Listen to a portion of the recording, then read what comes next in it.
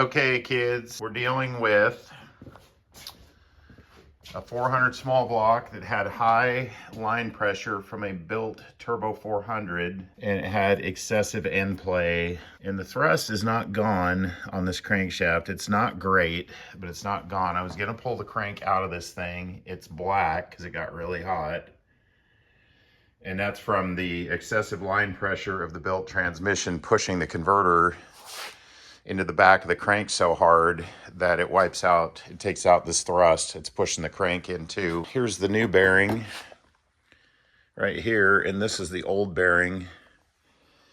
And you can see that there is nothing left. Here's what it should look like.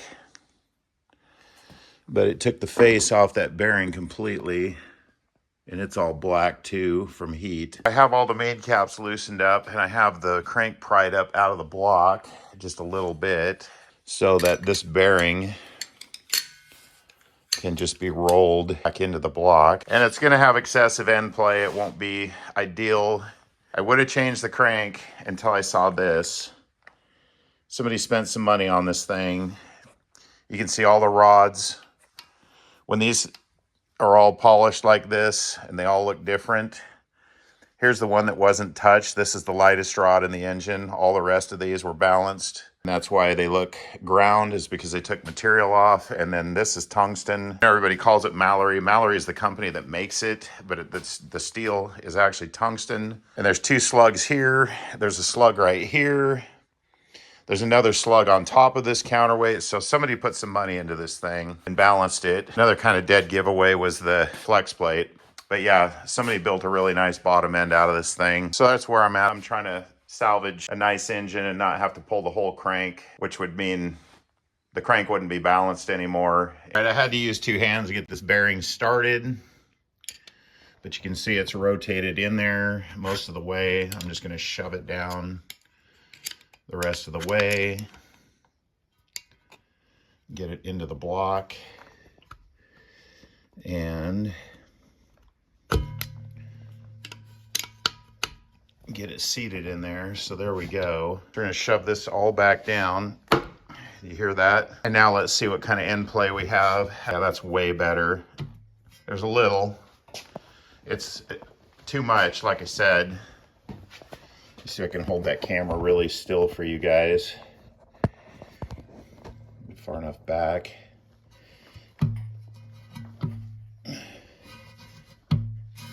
Anyway, there's a little end play there. It's probably got 20 thousandths. Probably should be more like 8 or 10, but it's a heck of a lot better than it was. I threw a dial indicator on there so you guys can see this. And it's not great. It's a little out of spec, but it ran fine before. Probably had 3/32 of an inch of end play. And now this is what we're dealing with. So we got 18 thousandths. Way better. Huge difference. And we're gonna live with that. The bearing surfaces look perfect. The bearings look perfect. Had super good oil pressure, ran super good. We're gonna run it. It'll be fine.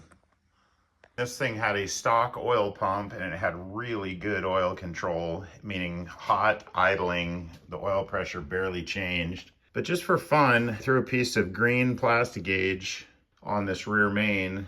So we got our new rear main in with the new thrust bearing sides that was knocked out of this thing. I thought it would be a good idea. Let's just see how good these bearing clearances are. I personally like to run my stuff on the tight end of good.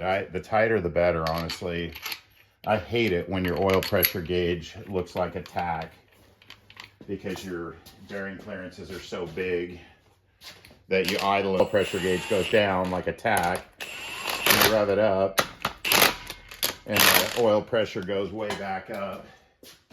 I just want to see the same oil pressure all the time with barely a deviation from idling to cruising speed to wide open. Let's put some torque on these bolts and see what the clearance is here.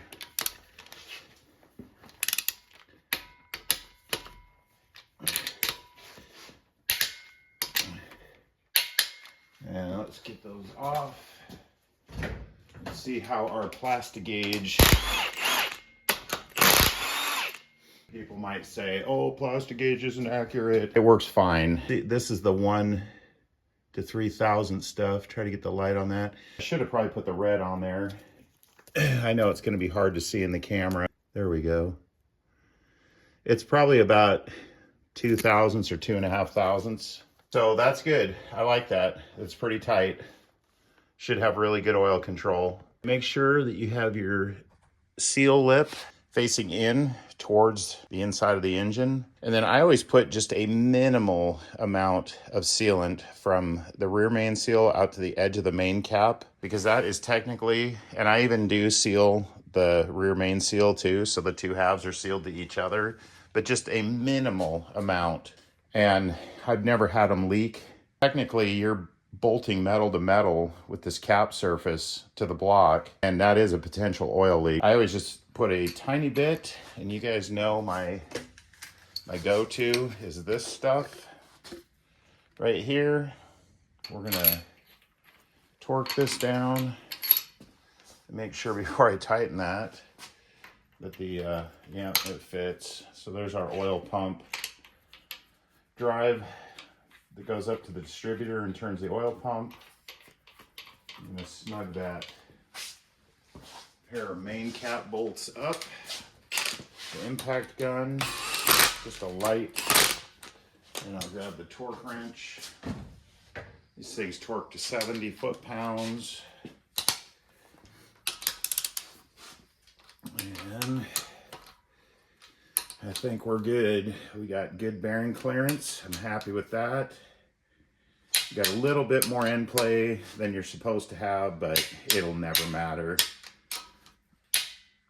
Okay, make sure these are all, because I had to lift the crank a little bit out of the block to get the, slide that new bearing, your rear main bearing around.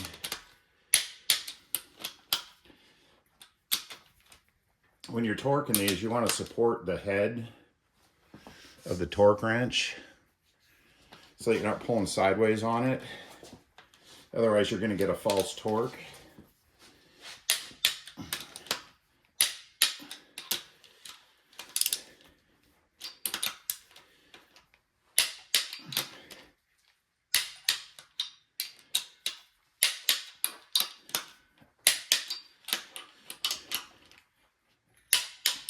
It's more awkward as the engine stands trying to roll away on me.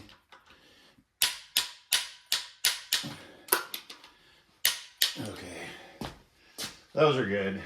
And since I have the pan off, to fix that thrust issue, I am going to just go ahead and recheck all these rod bolts, make sure that they're tight. Like I said, somebody spent some money on this bottom end. The rod's been balanced. The whole rotating assembly has been. It's got a bunch of metal in the crank, and that's expensive to get done. So we'll get 5 and 6.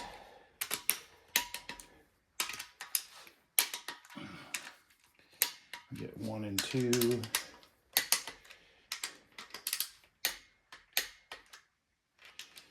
And we'll hit 3 and 4. Rotate that around a little bit.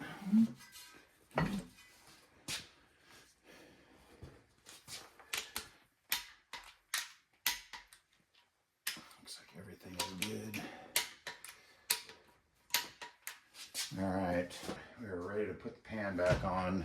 No, we're not. We got to put the oil pump on first. So a couple things. I tack welded the pickup in. I did it with a MIG welder. I know it's not ideal when you're welding cast iron, but you can get away with it. I've done it for years. I've never had a problem. The other thing is when you put your oil pump on, make sure you're using an oil pump bolt and not a short head bolt, which is very similar but longer, because this hole in this rear main cap is not a blind hole. If you looked in that hole, you are literally looking at the back side of your main bearing. You put the wrong bolt in here, it would ruin your day if it was too long, because it would hit that main bearing. And then we want to make sure the drive rod that turns the oil pump right here is gonna claw can do what we need it to do, and it is.